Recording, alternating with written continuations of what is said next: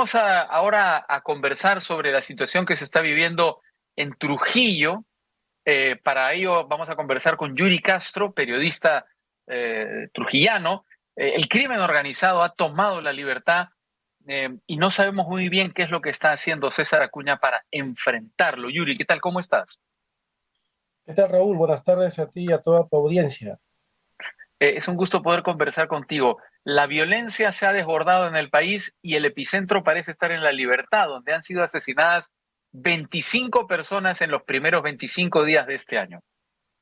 Sí, es bastante preocupante lo que está ocurriendo acá en esta parte del país, porque cada vez la situación se agrava más. Ayer nada más han asesinado a dos personas, ancianos, empresarios, prósperos empresarios, en un acto de sicariato que responde al móvil de una disputa por terreno, ¿no?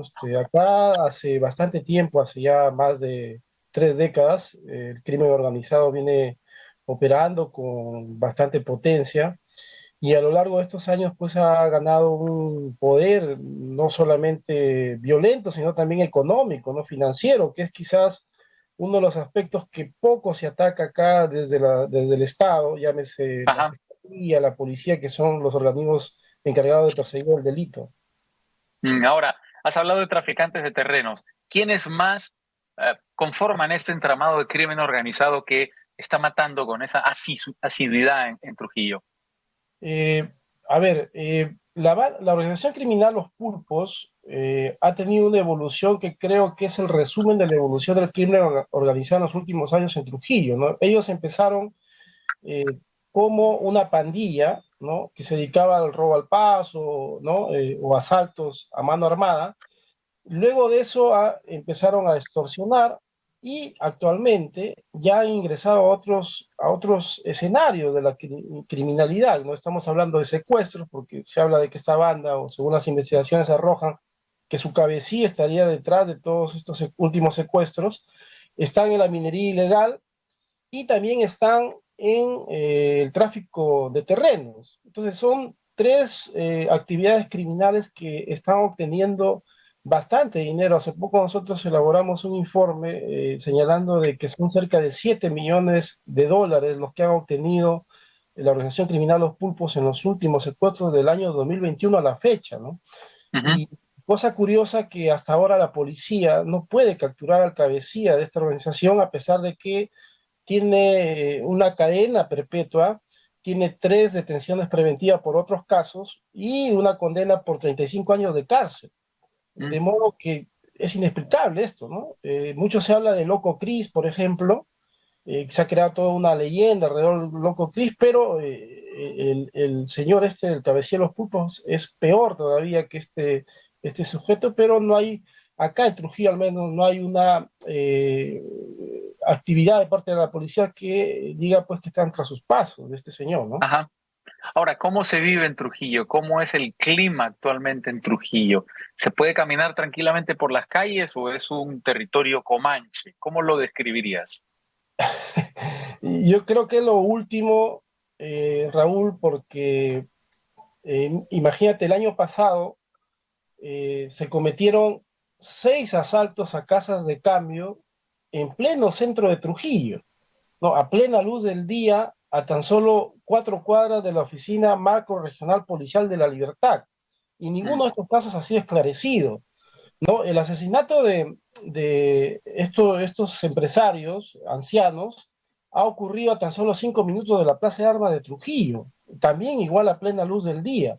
Entonces, estamos hablando de asesinatos, homicidios que se han registrado en los últimos años, desde el año pasado a la fecha. El año pasado hubo 300, más de 300, y sin temor a equivocarme, creo que el 99.99% de estos homicidios no ha sido esclarecido. No se Ah. conocen los móviles, no hay detenidos en lo absoluto, ¿no? Ahora, ¿cómo ha evolucionado el tema de la criminalidad organizada y de la inseguridad ciudadana en Trujillo? ¿Hace cuánto tiempo que comienzan a registrarse estos problemas? Recuerdo yo la época de los cupos en los taxis, por ejemplo, cuando tenían que llevar las calcomanías, pero han cambiado muchas cosas, han empeorado muchísimo. Como te decía, los pulpos, la organización criminal que actualmente está detrás de estos secuestros a empresarios, empezó así, ¿no? Empezó con la Sí, extorsión y ahora pues ha cambiado su rubro. Está dentro de la minería ilegal, está dentro del secuestro, ¿no? Que le genera dinero, voluptuosas sumas, y más rápido todavía que la extorsión, ¿no? Eh, Acá mensualmente los empresarios pagan un cupo no solamente a una organización criminal, sino incluso hasta tres organizaciones criminales a la vez. Entonces, y lamentablemente desde el Estado, desde la Policía Nacional, no está equipada y no está preparada, digamos, para enfrentar estos temas. Yo recuerdo que hace muchos años, acá en Adivincri, se formó un grupo especial que desarticuló varias bandas, entre ellas una banda que empezó era una de las más potentes en el cobro de cupos, que era la banda Los Chancheros, ¿no? Que mm, asaltaba, y luego pedía cupos a los taxistas para devolver sus unidades, ¿no? Pero ahora no veo eso, ¿no? No hay eso, o sea, como te repito, más bien ha ocurrido todo lo contrario, hay evidencias, pruebas de que en realidad en la DIVINCRE, la División de Investigación Criminal, que es el epicentro del combate contra el crimen organizado acá en Trujillo, hay algunos malos elementos que han estado colaborando con la banda Los Pulpos, ¿no? Hubo incluso un ajá, policía detenido. Y en la mm, mayoría de secuestros, estos delincuentes han utilizado uniformes de la policía, chaleco de la policía con el nombre de la DIVINCRE atrás, ¿no? Entonces, esta es una señal, ¿no? Que debería revisarse de la policía, hacer una investigación y hacer una limpieza al interior de la institución, porque es la única manera para poder combatir todo esto, ¿no? Si tenemos malos elementos que están colaborando o forman parte de estas actividades criminales, pues así no se va a llegar a ningún lado. Y Trujillo, sin temor a equivocarme, puede convertirse como un Estado de México o como lo que se está sí, viviendo en Ecuador, porque también hay que tener en cuenta que acá en La Libertad, asolapadamente, bajo las sombras, también hay narcotráfico, ¿no? En el sí. último narcocarbón estuvo detrás del cártel de Sinaloa. Mm. Ahora, Yuri, tú has mencionado a Ecuador y a México, y una de las cosas que se repite es que el crimen organizado ha adquirido dimensiones transnacionales. ¿Eso se siente en Trujillo? ¿Se siente el tráfico del crimen organizado con el Ecuador en el norte de nuestro país?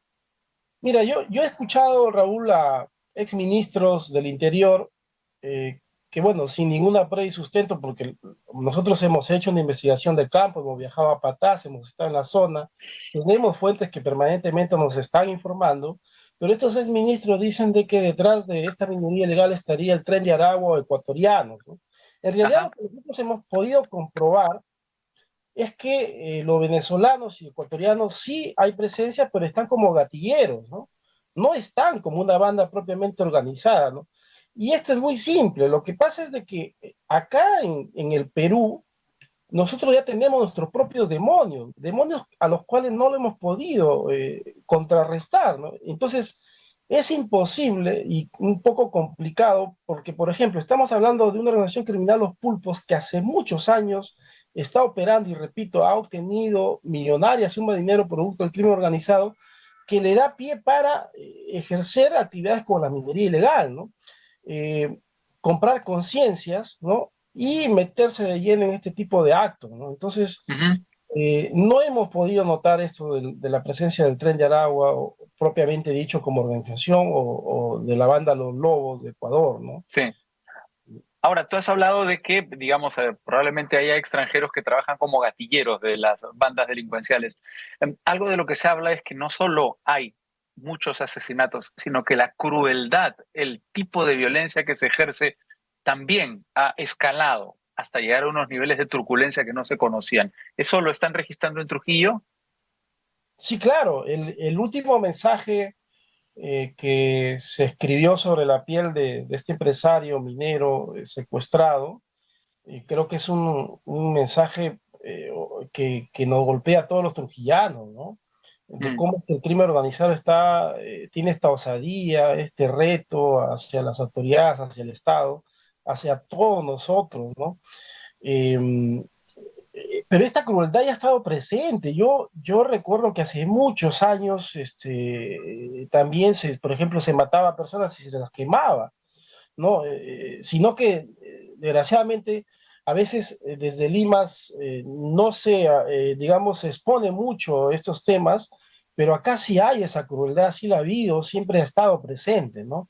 Mm. Y según lo que hemos podido indagar, en estos últimos secuestros definitivamente está esta organización criminal Los Pulpos, que es una organización criminal que ha nacido acá en Trujillo y que hasta ahora no ha podido ser desarticulada de manera completa por las instituciones, el Ministerio Público, la Policía Nacional, ¿no?